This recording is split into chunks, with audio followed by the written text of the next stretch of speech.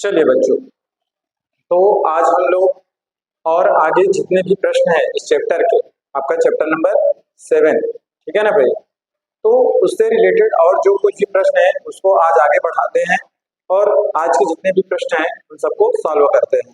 तो चलिए, ज़्यादा समय नहीं करते हुए आज के जो प्रश्न हैं उन पर चर्चा करते हैं और उन्हें हल करते हैं। तो आज का आपका पहला प्रश्न है,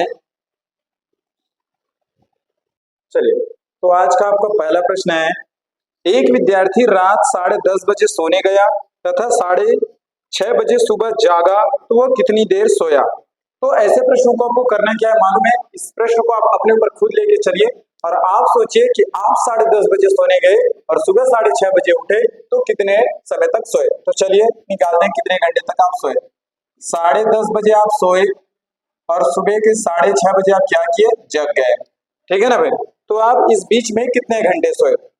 सबसे पहले आप क्या करेंगे, 12 तक पहले जाएंगे। मैं आपको हर बार वही बताया हूँ कि सबसे पहले आप 12 तक जाओ। तो 12 बजने तक आप कितने घंटे सो लेंगे, 1.5 घंटे।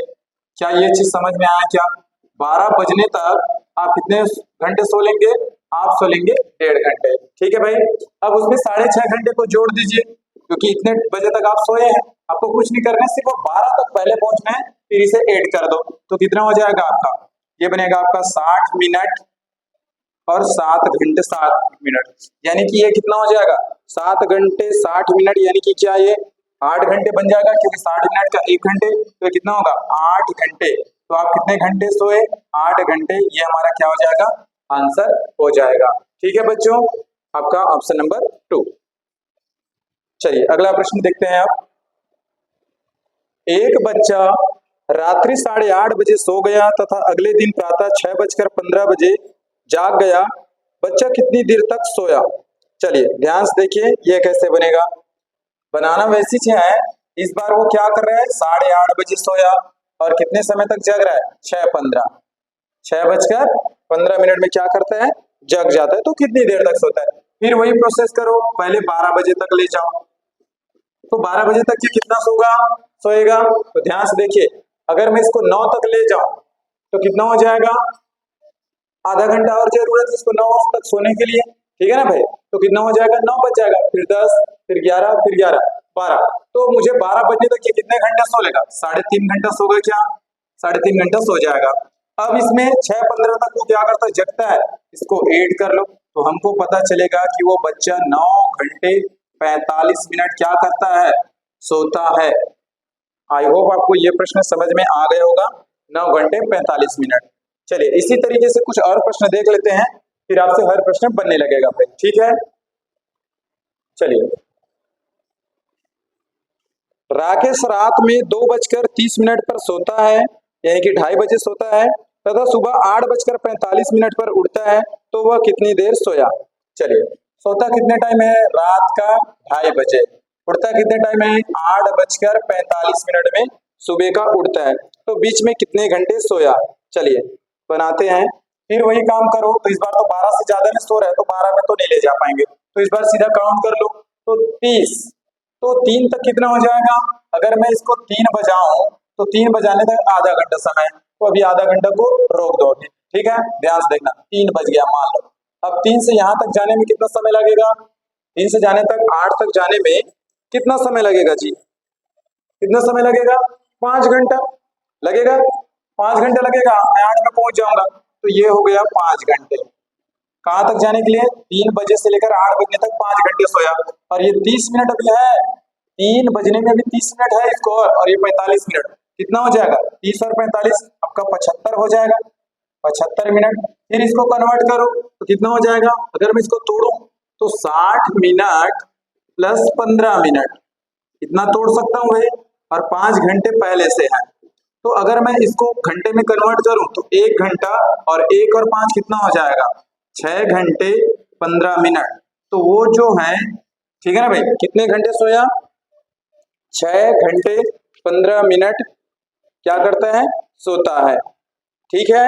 जो राकेश है वो आपका कितने घंटे सोएगा, 6 घंटे 15 मिनट सोएगा। क्लियर है बच्चों। चलिए अगला प्रश्न देखते हैं।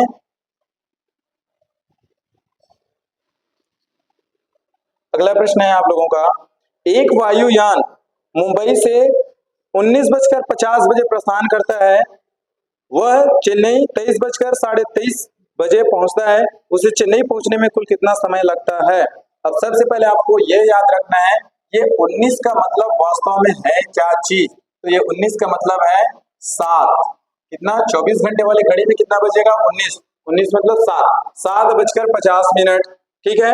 और 23:30, 23:30 में वो पहुंचता है, ठीक है ना भाई।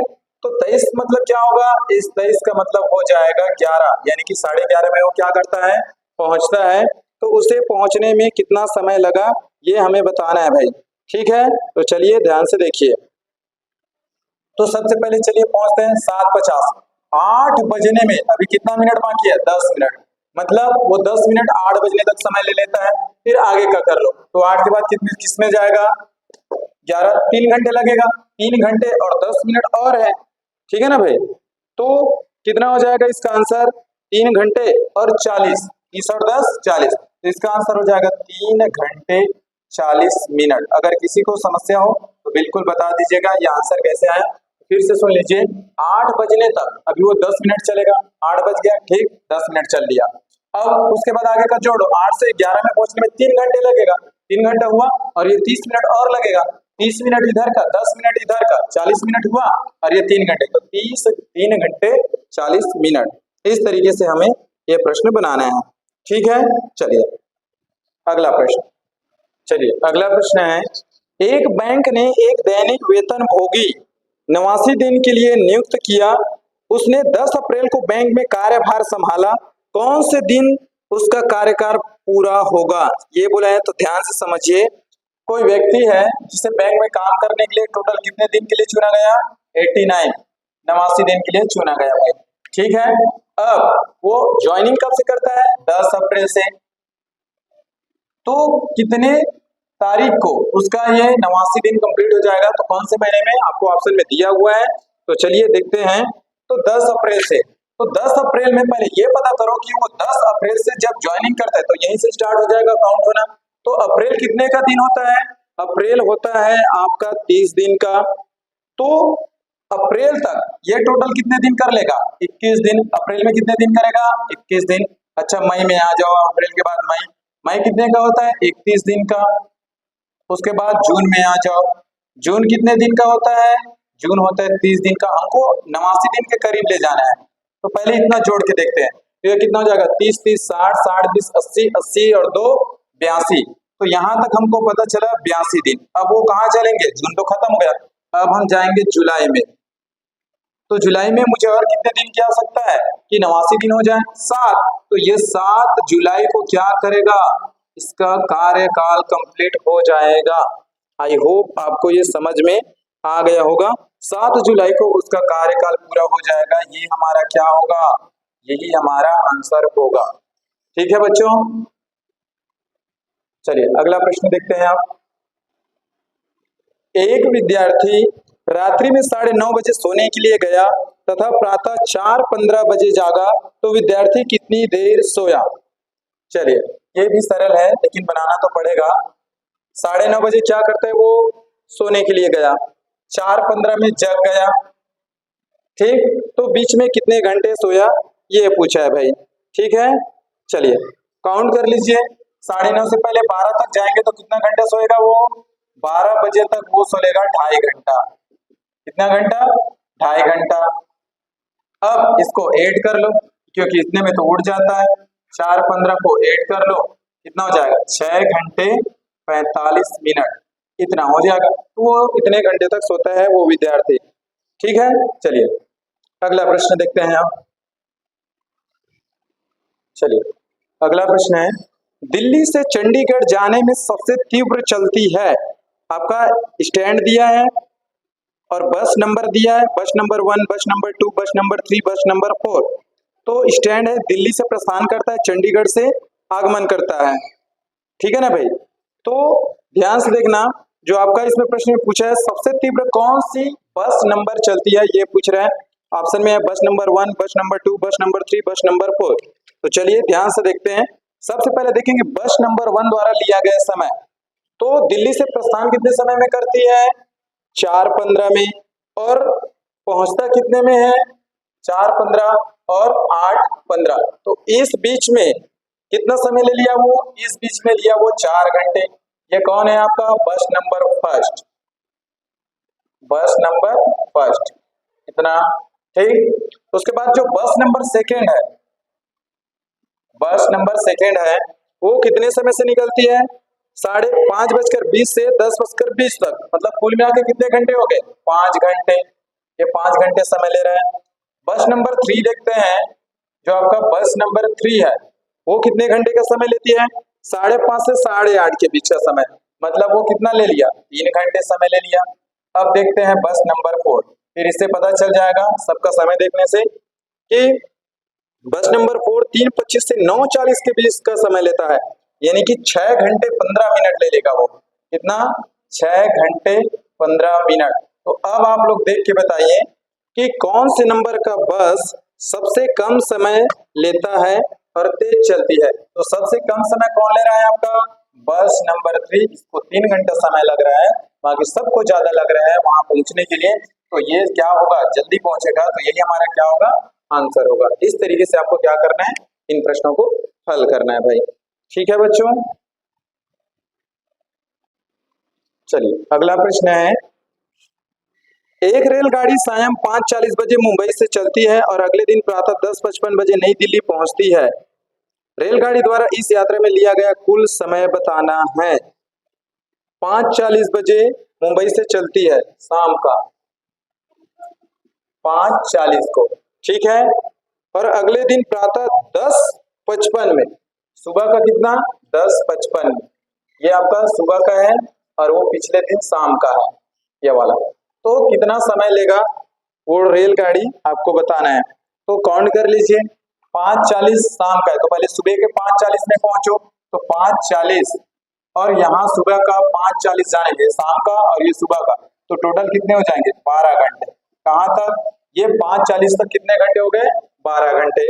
अब ध्यान से देखना, अभी इसमें 6 बजने के लिए 20 मिनट और चलेगा, तो 20 मिनट और चलेगा तब 6 बजेगा, तो हम इसको 6 बजा देते हैं। क्या करते हैं? 6 बजा देते हैं, तो 12 घंटे 20 मिनट हो गया। कहाँ तक? 6 बजने तक। ठीक है बच्चों, 6 बजे तक कितना हो गया? 12 घंटे 20 मिनट। अब बाकी को इतना तक ले जाना है, तो कितना है हमारे पास? अब 6 बज गया है, तो 4 घंटे 55 मिनट और है हमारे पास। कितना है? 4 घंटे 55 मिनट। ठीक है, तो इनको ऐड कर लेते हैं इसी में, 4 घंटे 55 मिनट और बचा है कब तक? मुझे 10:55 में जाने तक, इसको यहाँ लिख देता हूँ 20 मिनट। अब इनको जोड़ो, पता चल जाएगा, 12×4 16 घंटे, मिनट को जोड़ो 75 मिनट, फिर इस मिनट को चेंज कर लो, तो 60 minute plus 15 minute, 60 plus 15 minute होगा। ठीक है, सॉरी बच्चों, ठीक है, चलिए, तो कितना हो जाएगा? 60 प्लस 15, तो 60 मिनट का 1 घंटा, तो कितना हो जाएगा? 16 और 1 17 घंटे, और कितना मिनट? 15 मिनट। तो उस रेलगाड़ी को पहुंचने में कितना समय लगेगा? 17 घंटे 15 मिनट लगेगा। ठीक है, 17 घंटे 15 मिनट। चलिए अगला प्रश्न देखते हैं आप। चलिए अगला प्रश्न देखते हैं आप। एक विद्यालय ग्रीष्म अवकाश के लिए 20 मई से बंद हुआ और 5 जुलाई को पुनः खुला। विद्यालय कितने दिनों के लिए बंद रहा? 20 मई से बंद हुआ और 5 जुलाई को पुनः खुला। चलिए अब इसको बनाते हैं भाई। तो 20 मई को क्या होता है? बंद होता है, और ये बंद होने वाली कंडीशन है। तो प्रश्न में पूछा क्या है? कितने दिनों के लिए बंद रहा? तो 20 मई से बंद हुआ, मतलब 20 से वो स्टार्ट हो जाएगा काउंट करना, तो मई में पहले गिनेंगे कि वो कितने दिन के लिए बंद रहा। और 5 जुलाई को क्या होता है? 5 जुलाई को वो आपका विद्यालय खुल जाता है। ठीक है ना भाई, 5 जुलाई को क्या होता है? आपका विद्यालय खुल जाता है। तो 5 जुलाई को क्या होगा? विद्यालय खुलेगा, मतलब बंद कहाँ तक रहेगा? जुलाई में, जुलाई में बंद रहेगा 4 तारीख तक। आया क्या समझ में? ठीक है, तो सबसे पहले हम काउंट करेंगे मई का। तो मई में कितने दिन होंगे? तो 20 से काउंट कर लो, तो ये हो जाएगा आपका 12 दिन। मई में कितने दिन? 12 दिन। और स्कूल कहाँ खुलता है, बंद होता है? 5 जुलाई को खुलता है मतलब, ठीक है ना। तो मई के बाद कहाँ जाएंगे? जून। तो जून कितने दिन का होता है? 31, सॉरी जून कितना होता है? 30 का, 30 दिन का। और जुलाई में किसके? 5 तारीख को खुल जाता है, 5 जुलाई को। तो बंद कितने दिन के लिए रहा होगा? 4 जुलाई तक बंद रहा होगा भाई। जोड़ लो कितना हो जाएगा? ये आपका 6 और ये आपका 4, 46 डेज। कितने दिनों के लिए क्या रहा होगा आपका विद्यालय? बंद रहा होगा। आपको क्या करना है? 20 मई से बंद था, तो 20 मई से काउंट करना है। तो मई में कितने दिन स्कूल बंद रहा? 12। अच्छा खुला कब? 5 जुलाई को, मतलब जुलाई में 4 तारीख तक बंद रहा होगा। तो जुलाई में कितने दिन बंद? 4 दिन। तो जून कितने का होता है? महीना 30 दिन का, तो जून पूरा बंद था, पूरे को काउंट कर लो तो पता चला 46 डेज हमारा स्कूल क्या था? बंद था। आई होप आपको ये समझ में आ गया होगा। ठीक है, चलिए अगला प्रश्न देखते हैं आप। चलिए अगला प्रश्न है, एक रेलगाड़ी मद्रास से रविवार को प्रातः 7:10 प्रस्थान करती है। वह दिल्ली सोमवार को 16:05 पहुंचती है। रेलगाड़ी दिल्ली पहुंचने में कितना समय लेती है? तो देखो रविवार सुबह की बात चल रही है। रविवार सुबह को प्रातः मतलब सुबह कितने बजे? 7:10 में कोई रेलगाड़ी क्या करता है? चलता है, ठीक। और सोमवार को कहीं भी जा रहा हो, ठीक है ना भाई, पहुंच जाता है अपनी जगह पर, गंतव्य स्थान पर। तो कितने बजे पहुंचता है वो? 16:04 यानी कि सॉरी 16:05 यानी कि ये 4:05 में पहुंच जाता है। तो कितना समय लिया ये बताना है। तो रविवार से निकला था, अब ध्यान से सुनना, रविवार को सुबह निकला था 7:10 में। तो अगर मैं इसको सोमवार के सुबह का 7:10 तक ले जाऊं, सोमवार के सुबह तक 7:10 तक ले जाऊं, तो कितने घंटे हो जाएंगे? 24 घंटे होंगे। क्या ये चीज समझ में आया? अगर इसको रविवार सुबह का 7:10 था, तो सोमवार के अगर मैं सुबह ले जाऊंगा तो कितना घंटा होगा? 24 घंटा होगा। क्या ये चीज समझ में आ रहा है? और नहीं आ रहा है तो ऐसे समझो, रविवार सुबह 7:10, तो पहले रविवार के दिन शाम के 7:10 तक जाएंगे तो कितने घंटे होंगे? 12 घंटे। अब उससे 7 घंटे 10 घंटे 7:10 जाएंगे, मतलब अगले, तो कितना होगा? सोमवार के सुबह ही तो होगा 7:10, तो 24 घंटे हो गए। अब जरा ऑप्शन की ओर ध्यान दो कि कौन से ऑप्शन में आपको 24 दिख रहा है। तो 23 है, 16 है और इनमें से कोई नहीं है। तो देखो ध्यान से, 24 है तो 2 ऑप्शन तो खत्म, तो इनमें से कोई नहीं। तो इसे कैच ऐसे भी समझ सकते हो कि जो आपका तीसरा नंबर का ऑप्शन है वो हमारा क्या हो सकता है? आंसर हो सकता है, और वही हमारा आंसर होगा। चाहो तो आप इसे पूरा भी निकाल सकते हैं, ऐसी कोई बात नहीं है। 24 घंटे हो गया, कहाँ तक? 7:10 तक। अब बाकी यहाँ तक पहुंचना है, उसे काउंट कर लो तो आ जाएगा आंसर। तो इसे काउंट करने पर कितना आंसर आएगा आपका? 32 घंटे 55 मिनट। 32 घंटे 55 मिनट ये हमारा आंसर होगा। और ऐसे भी पता चल रहा है 24 घंटे, तो कोई ऑप्शन में इतना लगभग दिया नहीं था। एक में कब दो ऑप्शन में आपका क्या दिया है? कम दिया है आपका 23 घंटे 15 मिनट, 16 घंटे 15 मिनट। 2 ऑप्शन तो ऐसे ही खत्म हो गया, बचा तीसरा और चौथा, इनमें से कोई नहीं दिया है तो वो तो होगा नहीं, क्योंकि यहाँ से आप काउंट करके देख लेना, बिल्कुल होगा ही होगा, मैच करेगा किया है तो ये हमारा क्या हो जाएगा? आंसर हो जाएगा भाई। चलो चलिए अगला प्रश्न है, 6 महीने 7 सप्ताह और 16 दिन मिलाकर कुल कितने दिन होंगे? 6 महीने 7 सप्ताह, 6 महीने 7 सप्ताह और 16 दिन मिलाकर टोटल कुल कितने दिन होंगे ये पूछा है। तो देखो इसी तरीके से प्रश्न था, 16 दिन है, सबको दिन में बदलना है, ध्यान से देखना। तो इसमें कुछ नहीं करना है, इसको भी दिन में बदलो, इसको भी दिन में बदलो। तो 1 महीने में कितने दिन? 30 दिन। तो 6 महीने में कितना हो गया? 180 दिन हो गया। 7 सप्ताह में कितने दिन होंगे? 1 सप्ताह में 7 दिन, तो 7 सप्ताह में 49 दिन। और ये आपका 16 पहले से है, सबको जोड़ दो, पता चल जाएगा कितने दिन आने वाले हैं। चलो जोड़ो, 9 6 15 का 5, कैरी कितना? 1, 8 4 12, 12 और 1 13, 13 और 1 14 और 1 का सॉरी 2 होगा, ठीक है, 245 दिन ये हमारा क्या होगा? आंसर होगा ऑप्शन नंबर 4। क्लियर है? ठीक है ना भाई?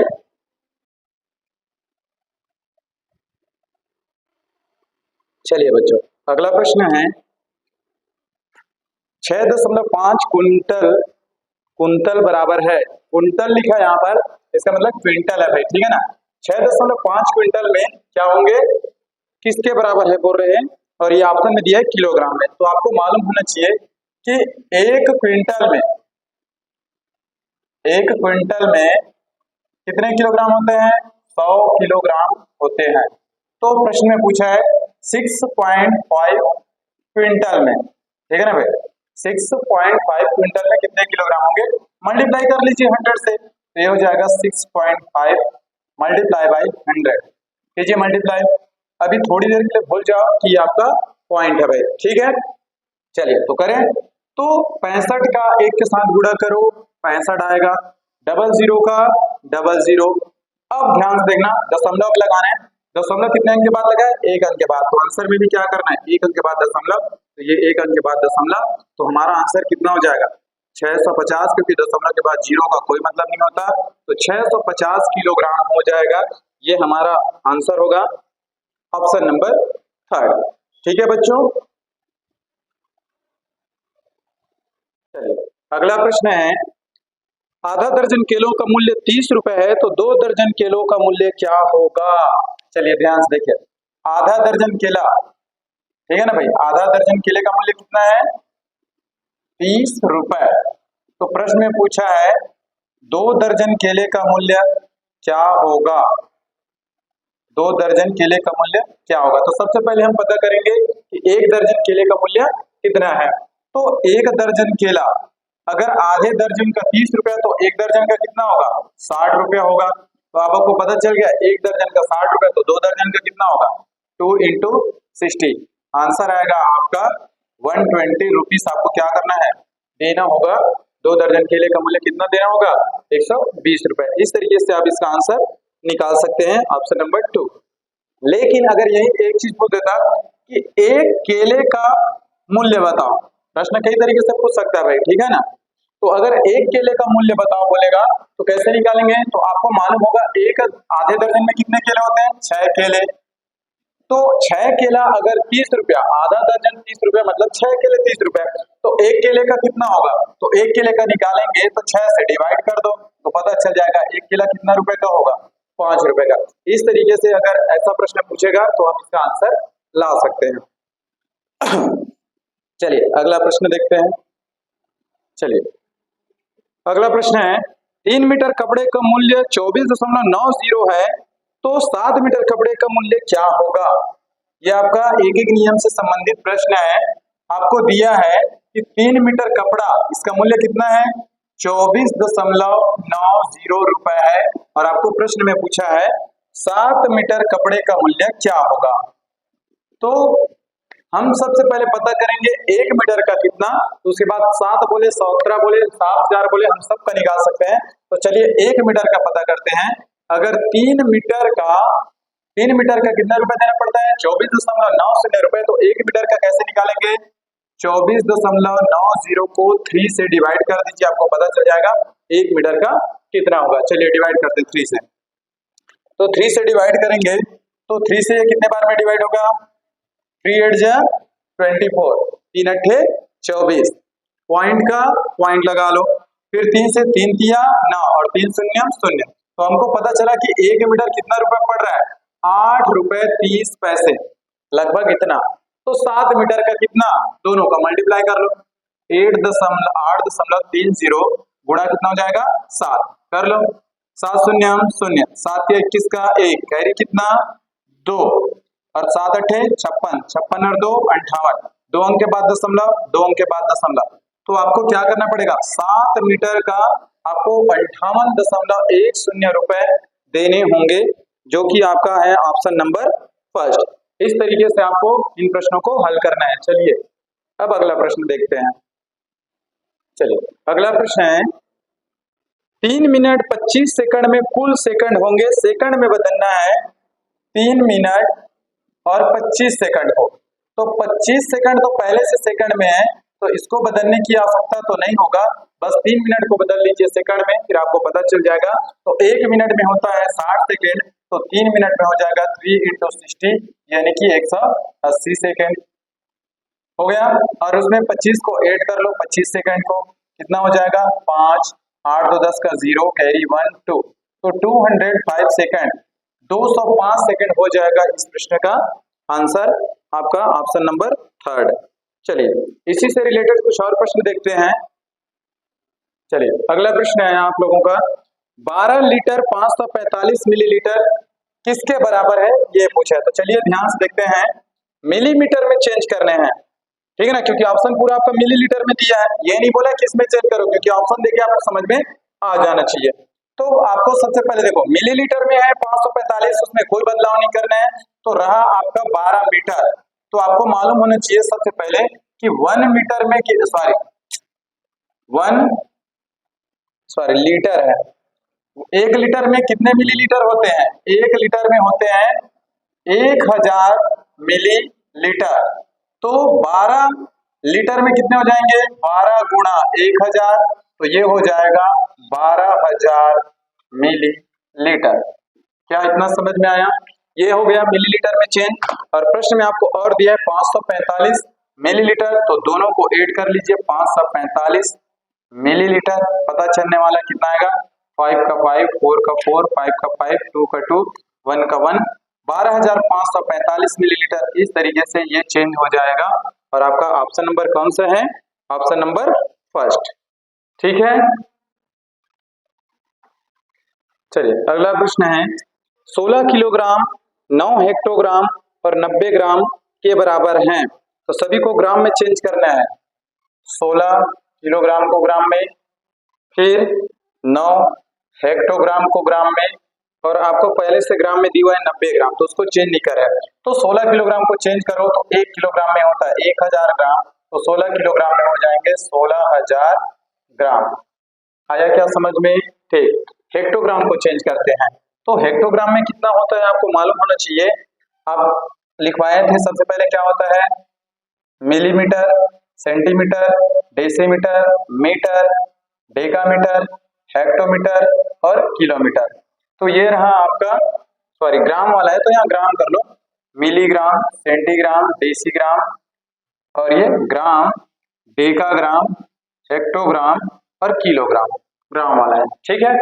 तो ये रहा हेक्टोग्राम और इसको किस में चेंज करना है हमको, ग्राम में। तो हेक्टोग्राम से ये रहा ग्राम में आएंगे, कितने 10 क्रॉस करना पड़ेगा, 210, कितना हो जाएगा 100। और इधर से आते हैं तो क्या करते हैं, इधर से आते हैं तो आपको मालूम होता होगा कि हम क्या करते हैं, मल्टीप्लाई करते हैं, ठीक है ना भाई।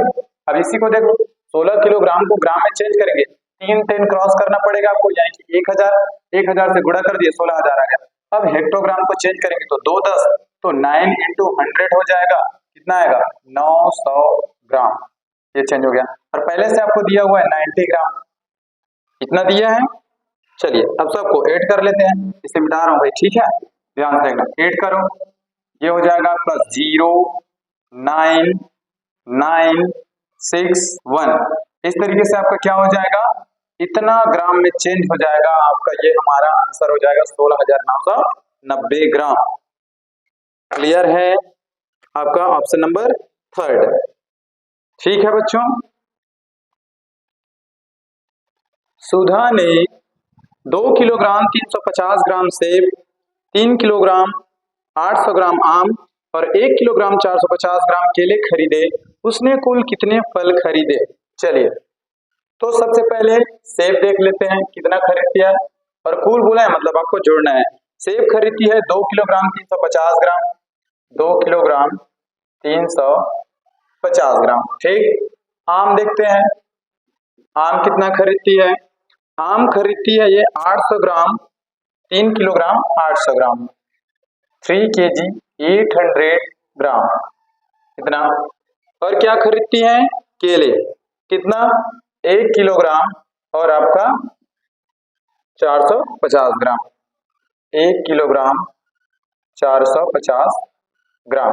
अब हमें पता करना है कि उसने कुल कितने फल खरीदे, तो क्या करेंगे, सभी को ऐड कर लीजिए, जोड़ दीजिए सबको।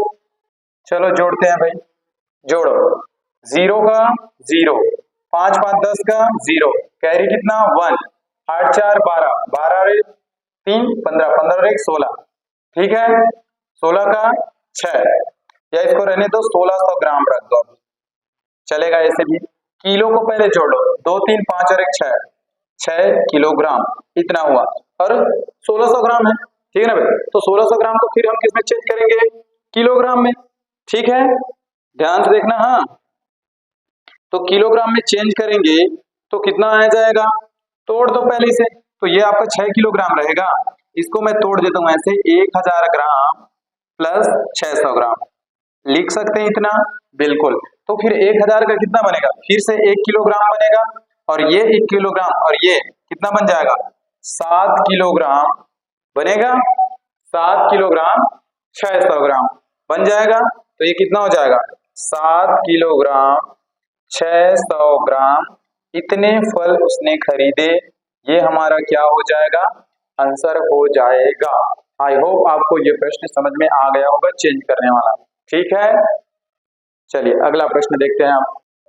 चलिए, एक बस दिल्ली से अमृतसर के लिए किसी दिन सायं 5:30 बजे चली तथा अगले दिन प्रातः 7:36 बजे अमृतसर पहुंची।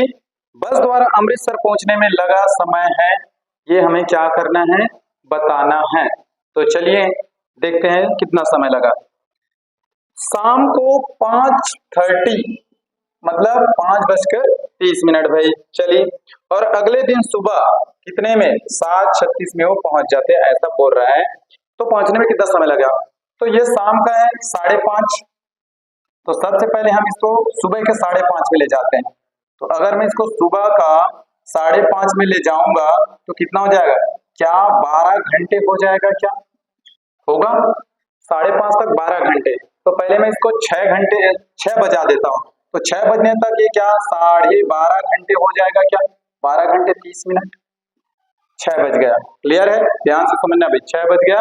अब मुझे 7:30 तक जाना है, 7:36 तक, तो 1 घंटा 36 और बचा है, तब तो ये पहुंचेंगे ना 1 घंटे 36 मिनट, तब हम पहुंच जाएंगे कहाँ, 7:36 में, मतलब 7:36 में पहुंच जाएंगे। अब जोड़ लीजिए इसे, ये बनेगा आपका 13 घंटे, ठीक, इन दोनों को जोड़ेंगे तो 66 मिनट होगा, फिर 66 जैसे 60 से ज्यादा होगा या 60 होगा उसे हम चेंज कर देंगे किसमें, घंटे में, चेंज कर लो, 13 घंटे का तो 13 घंटे रहेगा, 66 मिनट का क्या होगा, 60 मिनट प्लस 6 मिनट, ऐसे हो जाएगा, लिख सकते हैं ना भाई। और 60 मिनट का क्या होगा, 1 घंटा, 1 घंटा और 13 घंटा कितना हो गया, 14 घंटे 6 मिनट, इतने टाइम में वो गाड़ी पहुंच जाएगी दिल्ली से अमृतसर, आपका ऑप्शन नंबर 2। इस तरीके से इन सारे प्रश्नों को क्या करना है, आपको हल करना है। आई होप आपको ये चीज समझ में आ गया होगा, ठीक है बच्चों, चलिए।